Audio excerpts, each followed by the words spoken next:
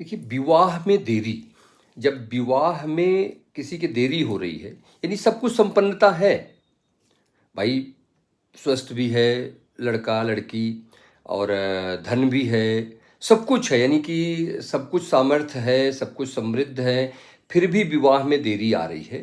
तो हमें गुरु को देखना चाहिए कि विवाह में देरी आ क्यों रही है, किस रीजन से आ रही है, उसका कारण क्या है। तो गुरु जो होते हैं ना, हमारी कुंडली में देखिए 3 जगह को प्रभावित करते हैं। अभी हम दृष्टि संबंध की बात नहीं कर रहे हैं। आप ये समझिए, गुरु के 2 भाव हैं, इनकी 2 राशियां हैं, एक नवम भाव, एक 12वां भाव, यानी कि नवम भाव और द्वादश भाव। नवम भाव क्या हो गया, धनु राशि, और द्वादश भाव क्या हो गया, आपकी मीन राशि। और गुरु जहां पर उच्च के होते हैं, चौथा घर, यानी कि ये 3 घर अगर किसी भी जातक की कुंडली में खराब हों, पीड़ित हों, कहीं उस भाव पे क्रूर ग्रहों की दृष्टि पड़ रही हो, तो कहीं ना कहीं जो है विवाह में देरी होती है। उसका एक मैं समझाता हूं। जैसे नवम भाव अगर गड़बड़ है आपका, तो नवम भाव जब गड़बड़ होगा तो कहीं ना कहीं नवम भाव क्या है, धर्म का है, पिता का है, आपके रिचुअल्स का है। तो कहीं ना कहीं आप अपने धर्म को फॉलो नहीं कर रहे हैं, किसी और धर्म को ज़्यादा फॉलो करते हैं, अपने रिचुअल्स को आप फॉलो नहीं कर रहे हैं, उसको बिगाड़ कर रखा हुआ है। तो इसको सही करें, ये भी देखें।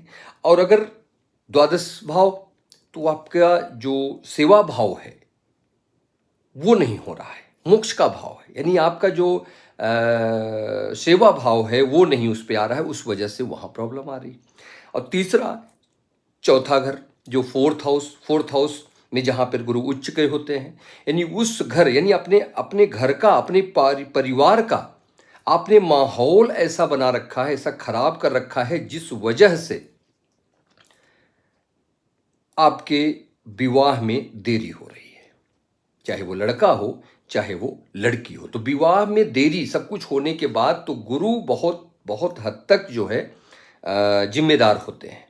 तो उनको ये आप एक बार चेक जरूर करिए, तीनों घरों को, यानी कि 9th house, 12th house and 4th house, इन तीनों को देखिए। हाँ, इसके साथ साथ आपके गुरु के प्लेसमेंट को भी देखिए कि गुरु कहाँ है, आपके जुपिटर कहाँ, उनकी प्लेसमेंट कहाँ पर है, और वो उनके ऊपर किस ग्रह की दृष्टि है। इस सब पर भी अगर आप विचार एक बार करेंगे तो 100% आपको ये मिल जाएगा कि हमारे विवाह में देरी क्यों हो रही है।